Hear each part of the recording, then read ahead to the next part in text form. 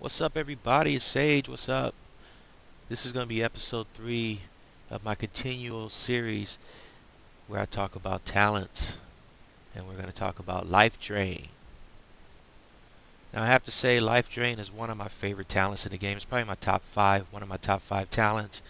At 1 of 8, you're restoring 1% HP. It goes all the way. 5 of 8 is 5% HP each time the hero makes an attack. At 8 of 8, it's 15% HP each time your hero makes an attack. LifeDrain is based on your HP. So these numbers right here, these percentages right here can be changed. They can actually be multiplied when you increase your HP. And we'll talk about that in a second. But let's quickly talk about some of the negatives of LifeDrain and some of the reasons why a lot of people don't see it as a top tier talent anymore. The first negative I can see is that it doesn't stack on top of your skill. It only affects your normal attack.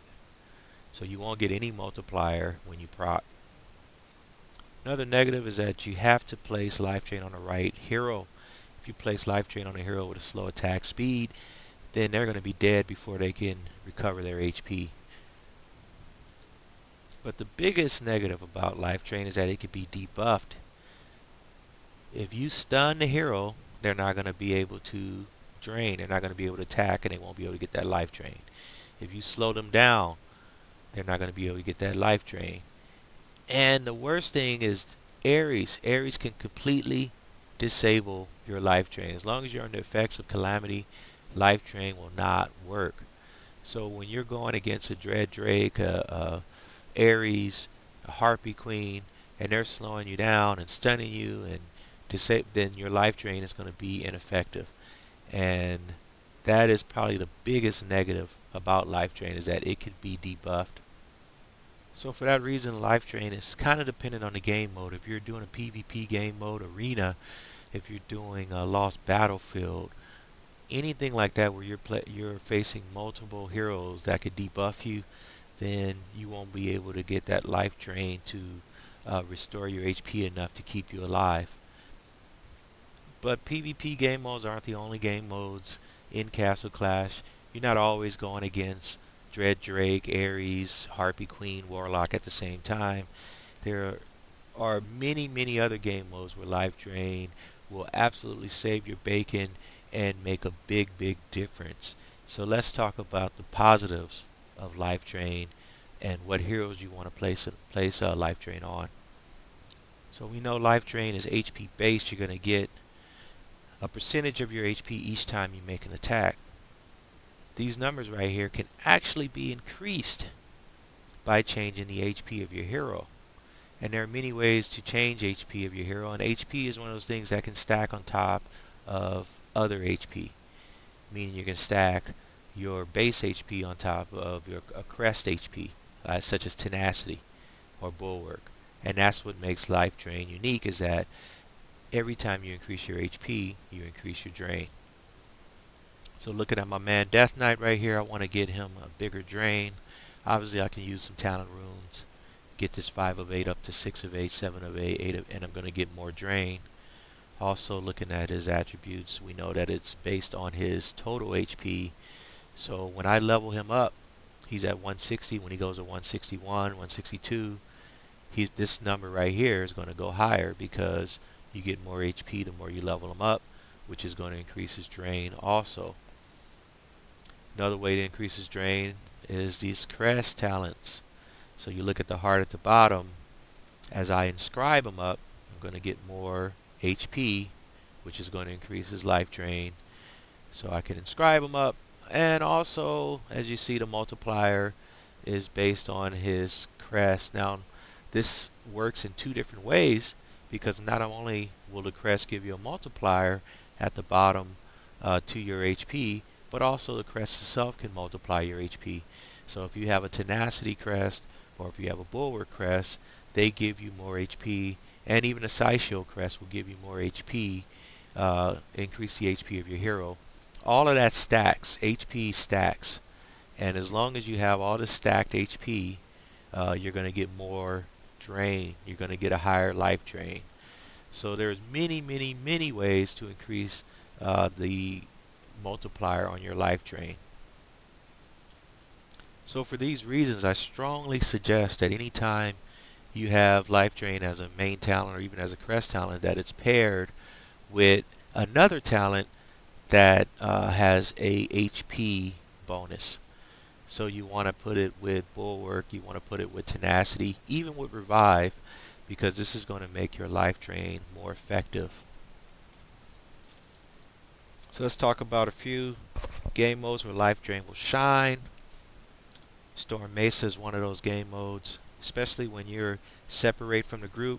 Your hero separates from the group and is going one-on-one against that centaur.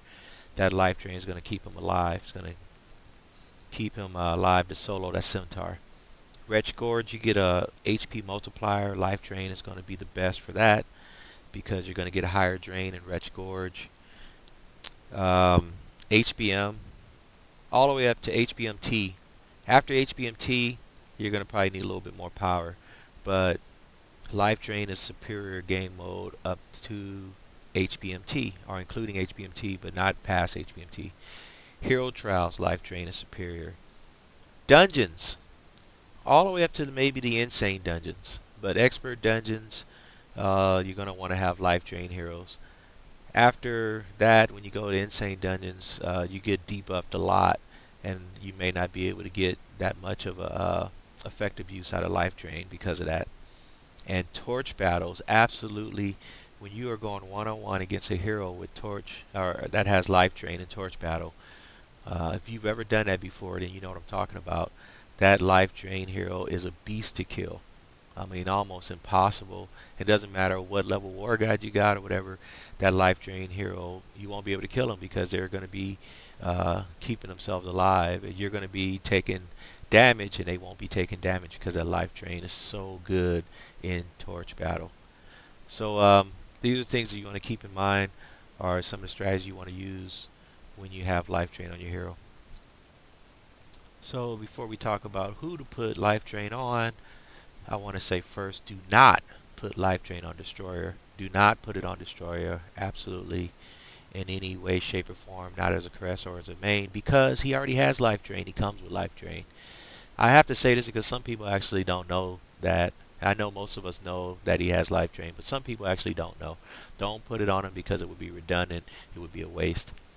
And, you know, if you have a Destroyer, because he has LifeDrain, if you like that part of his skill, part of his proc, then, you know, you may want to put Tenacity on him as a crest or a main, or put Bulwark on him because that's going to increase the LifeDrain. And that's the route I went. Of course, you know, I have the Revive crest on him because he needs Revive also. But I also have this, and it basically it works a lot better than any other talent that I've been able to pair up on him with Revitalize. So something to consider. But anyway, do not put LifeDrain on Destroyer. Besides Destroyer, you don't want to put LifeDrain on someone who is not a tank. Someone like Cupid, for instance, who doesn't take a lot of damage because they kind of are in the background, or someone who has a very slow attack speed. So Minotaur, even though he's a tank, his attack speed is so slow that LifeDrain wouldn't be effective on him. But there are a lot of other heroes that LifeDrain would be good on, so let's talk about those real quick. Pally, although he has a very slow attack speed, he has one of the best damage reduction skills in the game. That LifeDrain is going to increase his survivability. It's going to make his damage reduction even more OP, and for that reason and those reasons alone, I would strongly suggest putting LifeDrain on Paladin. Grizzly Reaper, this man was just designed with LifeDrain in mind. If you look at his skill, he restores HP each time he procs. He also has one of the fastest attack speeds in the game.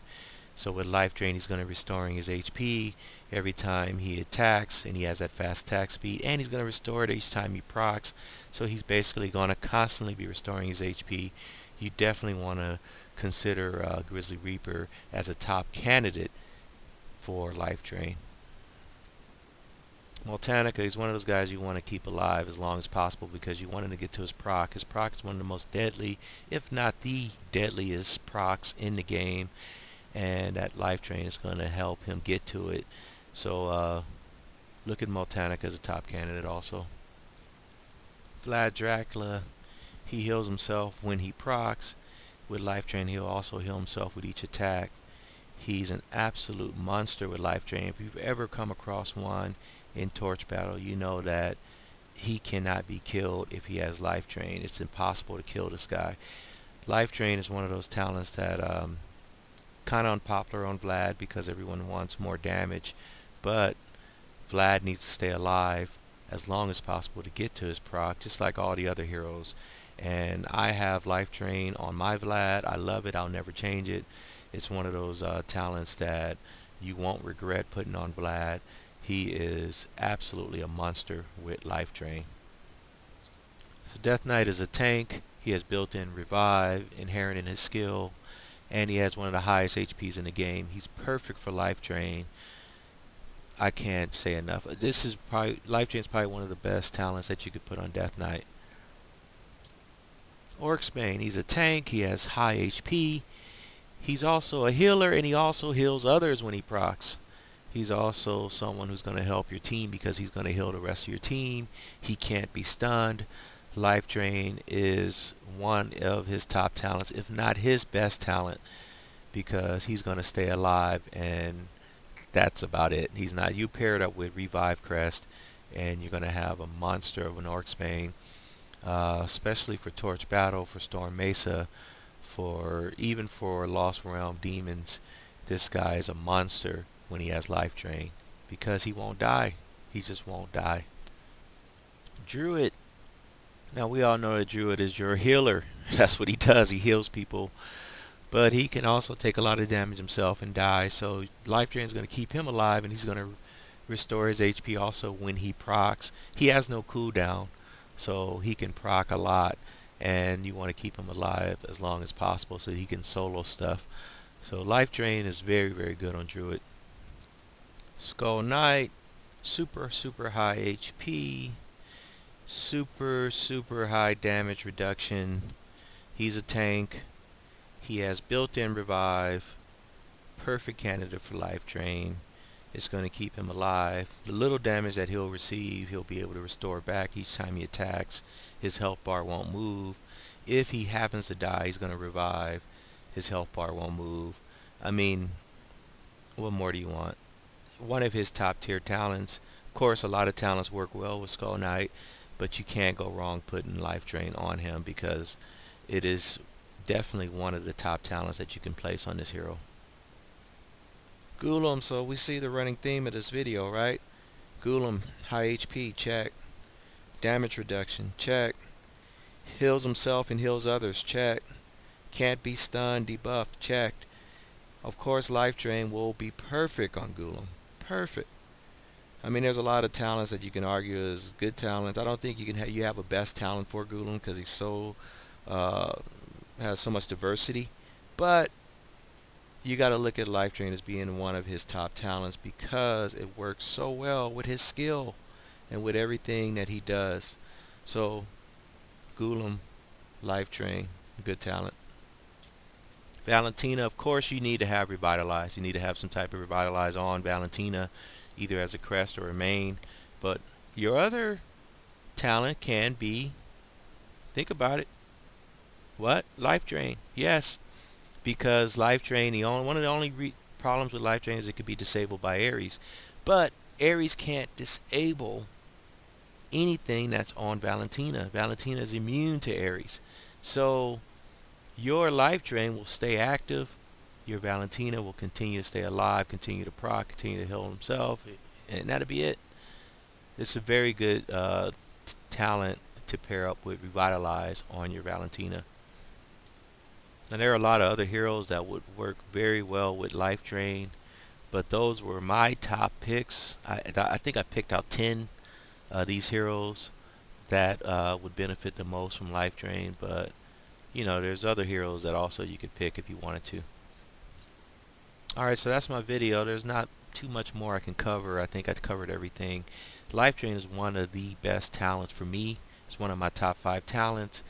A lot of people are hating on it now because of some of the new game modes. You know, you can disable it, you can debuff it, and it's not as effective as it used to be with some of the other game modes. However, it is still powerful. It is still powerful because there's a lot of game modes that you could use it on. Everybody's not doing HBMAA. Everybody's not doing the brand new dungeons. So, you know, you gotta it's relative. It depends on your game mode and the heroes you have and how you play Castle Clash, and that's going to determine if LifeDrain is one of the talents that you want to put on your heroes. For me, I still love it, and I love it on a lot of these heroes because of that. Um, I don't know. There's not much more to say. Check out more of my episodes. I'm gonna be doing 1 or 2 a week. This is episode 3, and there's more to come. All right, I'm out. Peace.